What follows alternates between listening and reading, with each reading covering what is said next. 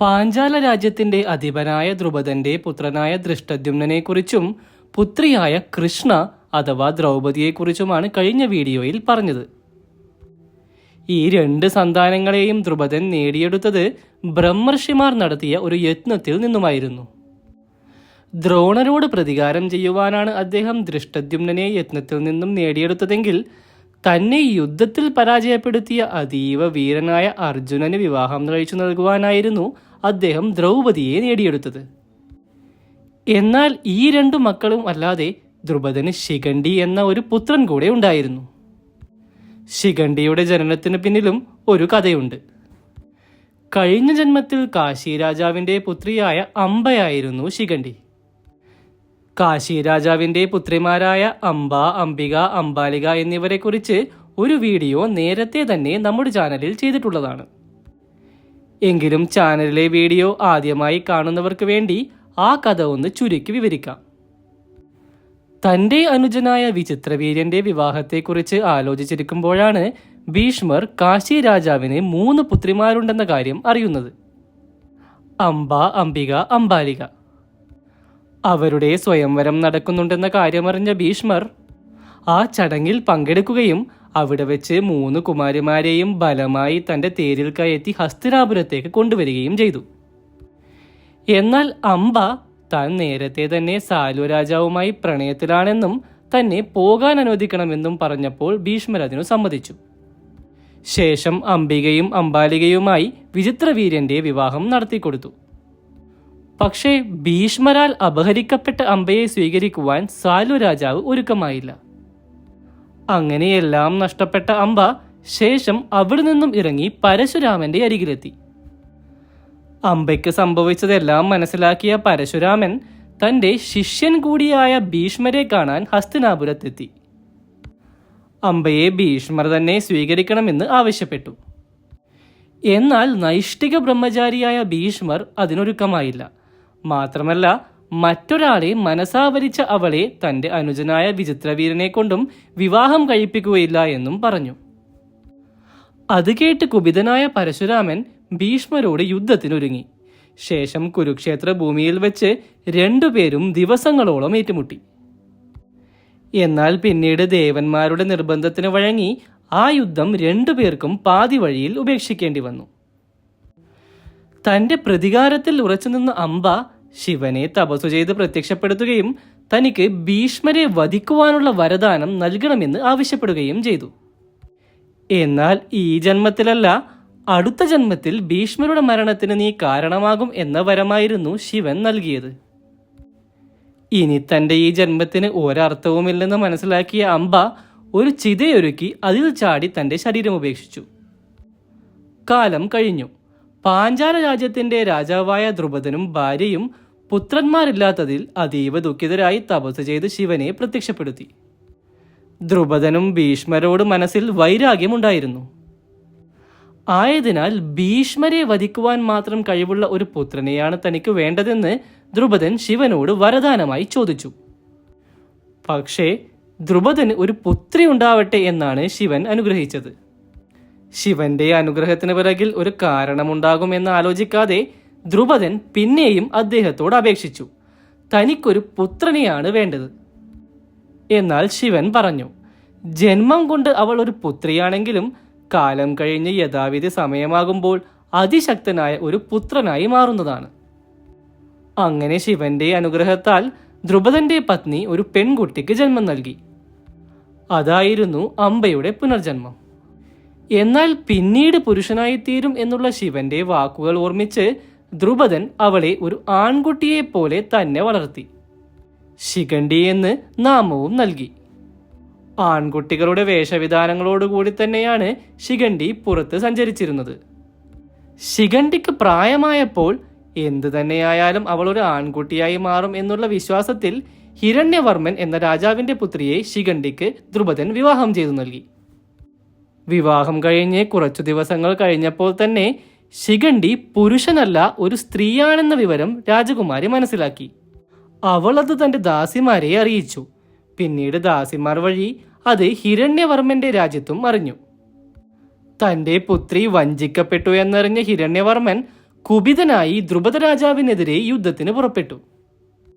ആ സന്ദേശം ഒരു ദൂതൻ വഴി ദ്രുപദ രാജധാനിയിലും അറിഞ്ഞു. ശിഖണ്ഡിയാവട്ടെ ഈ വിവരമെല്ലാം അറിഞ്ഞപ്പോൾ താൻ കാരണം തൻ്റെ രാജ്യത്തിന് വലിയൊരു ആപത്ത് വന്നുവല്ലോ എന്നോർത്ത് ആരെയും അറിയിക്കാതെ നഗരം വിട്ട് കാട്ടിലേക്ക് പോയി. ശേഷം തൻ്റെ ദേഹം ത്യജിക്കുവാൻ തന്നെ തീർച്ചപ്പെടുത്തി. എന്നാൽ ശിഖണ്ഡി ആത്മഹത്യ ചെയ്യുവാൻ ഒരുങ്ങുന്നത് സ്തൂണാകർണൻ എന്ന ഒരു യക്ഷൻ കാണുവാനിടയായി. കാര്യങ്ങളെല്ലാം അറിഞ്ഞ യക്ഷന് അവളോട് ദയ തോന്നി. യക്ഷൻ ശിഖണ്ഡിയെ സമാധാനിപ്പിച്ചു. നീ വിഷമിക്കേണ്ട, ഞാൻ എൻ്റെ പുരുഷത്വം നിനക്ക് തരാം. നീ നിന്റെ സ്ത്രീത്വം എനിക്ക് തന്നേക്കൂ. എന്നാൽ കാലമാകുമ്പോൾ നീ ഇവിടെ തിരിച്ചു വന്ന് എൻ്റെ പുരുഷത്വം എനിക്ക് തന്നെ മടക്കിത്തരുമെന്ന് സത്യം ചെയ്യണം. അത് കേട്ട് ശിഖണ്ഡി വളരെ സന്തോഷത്തോടെ അത് സമ്മതിച്ച് സ്തൂണാകർണന്റെ പുരുഷത്വം ഏറ്റുവാങ്ങി സത്യം ചെയ്തു കൊടുത്ത് തൻ്റെ രാജ്യത്തേക്ക് ഒരു യുവാവായ പുരുഷനായി തന്നെ മടങ്ങിയെത്തി. ആ സമയം തന്നെ ഹിരണ്യവർമ്മൻ ദ്രുപദ രാജ്യത്തിന്റെ അതിർത്തിയിൽ യുദ്ധത്തിനായി എത്തിയിരുന്നു. ശിഖണ്ഡിയിൽ നിന്നും നടന്ന കാര്യങ്ങളെല്ലാം മനസ്സിലാക്കിയ ദ്രുപദൻ അതിർത്തിയിലെത്തി ഹിരണ്യവർമ്മനെ കാണുകയും അദ്ദേഹത്തെ തൻ്റെ പുത്രൻ ഒരു സ്ത്രീയാണെന്ന് പറഞ്ഞ് ആരോ തെറ്റിദ്ധരിപ്പിച്ചതാണെന്നും സംശയമുണ്ടെങ്കിൽ നേരിട്ട് വന്ന് ശിഖണ്ഡിയെ പരിശോധിച്ച് ബോധ്യപ്പെടാവുന്നതാണെന്നും അറിയിച്ചു. അതിൽ വിശ്വാസം വരാത്ത ഹിരണ്യവർമ്മൻ തൻ്റെ ആളുകളെ ശിഖണ്ഡിയെ നല്ലവണ്ണം പരിശോധിച്ചു വരുവാൻ ദ്രുപദന്റെ കൊട്ടാരത്തിലേക്ക് അയച്ചു. അവർ ശിഖണ്ഡിയുടെ ശരീരം പരിശോധിച്ച് ഒരു പുരുഷനാണെന്ന് ബോധ്യപ്പെടുകയും അത് ഹിരണ്യവർമ്മനെ അറിയിക്കുകയും ചെയ്തു. അത് കേട്ട് പശ്ചാത്താപവിവശനായ അദ്ദേഹം കൊട്ടാരത്തിൽ വന്ന് ശിഖണ്ഡിയെ ആശീർവദിച്ചു. ശേഷം ധാരാളം സമ്മാനങ്ങൾ നൽകി മടങ്ങിപ്പോയി. ദ്രുപദനാവട്ടെ പരമശിവന്റെ വാക്കുകൾ സത്യമായി തീർന്നതിൽ വളരെയധികം സന്തോഷവാനായി. എന്നാൽ ഈ സമയം യക്ഷരാജാവായ കുബേരൻ സ്ഥൂലകർണന്റെ രാജധാനിയിലെത്തി അദ്ദേഹം തൻ്റെ മുന്നിൽ വരാത്തതിന്റെ കാരണം അന്വേഷിച്ചു. അപ്പോഴാണ് സ്ഥൂലകർണൻ തൻ്റെ പുരുഷത്വം ശിഖണ്ഡിക്ക് നൽകി ഇപ്പോൾ ഒരു സ്ത്രീയായി മാറിയിരിക്കുകയാണെന്ന കാര്യം കുബേരൻ അറിഞ്ഞത്. അത് കേട്ട് കോപിഷ്ഠനായ കുബേരൻ സ്ഥൂലാകർണൻ യക്ഷന്മാർക്ക് നിരക്കാത്ത കാര്യമാണ് ചെയ്തതെന്ന് ആരോപിച്ച് ഇനിയെന്നും അദ്ദേഹം ഒരു സ്ത്രീയായി തന്നെ ഇരിക്കട്ടെ എന്ന് ശപിച്ചു. എന്നാൽ യക്ഷന്മാരെല്ലാവരും കേണപേക്ഷിച്ചപ്പോൾ അദ്ദേഹം സ്ഥൂലാകർണനെ ശാപമോക്ഷം നൽകി. ഇനി ശിഖണ്ഡിയുടെ മരണശേഷം മാത്രം സ്ഥൂലാകർണന് തൻ്റെ പുരുഷത്വം തിരിച്ചു ലഭിക്കുന്നതാണ്. ശിഖണ്ഡിയാവട്ടെ താൻ സത്യം ചെയ്തതുപോലെ തന്നെ പുരുഷത്വം മടക്കിക്കൊടുക്കുവാനായി സ്ഥൂലാകർണന്റെ അടുത്തേക്ക് തിരികെ എത്തി. എന്നാൽ നടന്ന കാര്യങ്ങളെല്ലാം സ്ഥൂലാകർണൻ അദ്ദേഹത്തോട് വിവരിച്ചു. ശേഷം ശിഖണ്ഡി ഇനി പുരുഷനായി തന്നെ ബാക്കിക്കാലം രാജ്യം ഭരിച്ച് സുഖമായി ജീവിച്ചു കൊള്ളുവാനും നിർദ്ദേശിച്ചു. അങ്ങനെ ശിഖണ്ഡി സന്തുഷ്ടനായി തന്നെ കൊട്ടാരത്തിലേക്ക് തിരികെ എത്തി. ദ്രോണാചാര്യരിൽ നിന്നും തന്നെയാണ് ശിഖണ്ഡിയും ആയുധവിദ്യകളെല്ലാം അഭ്യസിച്ചത്. മഹാഭാരത ഗ്രന്ഥത്തിൽ ഈ കഥകൾ പറഞ്ഞിരിക്കുന്നത് ആദിപർവത്തിലും ഉദ്യോഗപർവത്തിലുമായാണ്. അംബയുടെ കഥ ഭീഷ്മരുടെ കഥയോടൊപ്പം ആദിപർവത്തിലാണ് പറഞ്ഞിരിക്കുന്നത്. എന്നാൽ പിന്നീട് ഉദ്യോഗപർവത്തിൽ കുരുക്ഷേത്ര യുദ്ധം തീരുമാനിച്ച സമയം കൗരവ പാണ്ഡവ പക്ഷത്തുള്ള വീരയോദ്ധാക്കളെ കുറിച്ച് ദുര്യോധനനും ഭീഷ്മരും ദ്രോണരും കർണനുമെല്ലാം ചേർന്ന് സംസാരിക്കുന്ന ഇടത്താണ് ശിഖണ്ഡിയെക്കുറിച്ച് കാര്യമായി പരാമർശിക്കുന്നത്. ഭീഷ്മർ പാണ്ഡവ പക്ഷത്തുള്ള മഹാരഥന്മാരെക്കുറിച്ചും അവരുടെ ശക്തിയെക്കുറിച്ചും വിവരിച്ചു കൊടുക്കുകയായിരുന്നു. യുധിഷ്ഠിരൻ, ഭീമൻ, നകുല സഹദേവന്മാർ, പിന്നെ വാസുദേവൻ തന്നെ തേരാളിയായി കയ്യിൽ ഗാണ്ഡീവവും അമ്പൊടുങ്ങാത്ത ആവനാഴിയുമുള്ള പാർത്ഥൻ, പാഞ്ചാലി പുത്രന്മാർ അഭിമന്യു, ദൃഷ്ടദ്യുമ്നൻ. ഇവരെല്ലാം കൂടി എതിർത്ത് വന്നാലും അവരെയെല്ലാം തടഞ്ഞു നിർത്താൻ എനിക്ക് വിഷമമില്ല.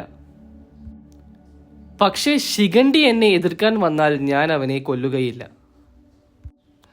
അവൻ മുൻപൊരു സ്ത്രീയായിരുന്നു. സ്ത്രീകളെ ആക്രമിക്കുകയോ വധിക്കുകയോ ചെയ്യുകയില്ല എന്നത് എൻ്റെ ഒരു വ്രതമാകുന്നു. ഇത് കേട്ടപ്പോഴാണ് ദുര്യോധനൻ ശിഖണ്ഡിയുടെ കഥയെന്താണെന്ന് ഭീഷ്മരോട് ചോദിക്കുന്നത്. ഇതിന് മറുപടിയായാണ് ഭീഷ്മർ അംബയെക്കുറിച്ചും ശിഖണ്ഡിയുടെ ജനനകഥയെക്കുറിച്ചുമെല്ലാം ദുര്യോധനനോട് പറഞ്ഞു കൊടുക്കുന്നത്. കഥയെല്ലാം പറഞ്ഞു കൊടുത്തതിനു ശേഷം ഭീഷ്മർ ഒരിക്കൽ കൂടി പറയുന്നു, അംബയുടെ പുനർജന്മമാണ് ശിഖണ്ഡി. അവൻ നേരിട്ട് വരുമ്പോൾ ഞാൻ അവനെ നോക്കുകയോ പ്രഹരിക്കുകയോ ചെയ്യുകയില്ല.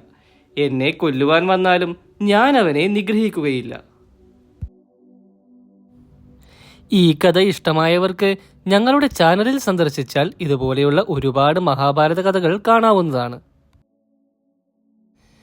വീഡിയോകളെല്ലാം ഇഷ്ടമായാൽ ചാനൽ സബ്സ്ക്രൈബ് ചെയ്യാൻ മറക്കരുതേ.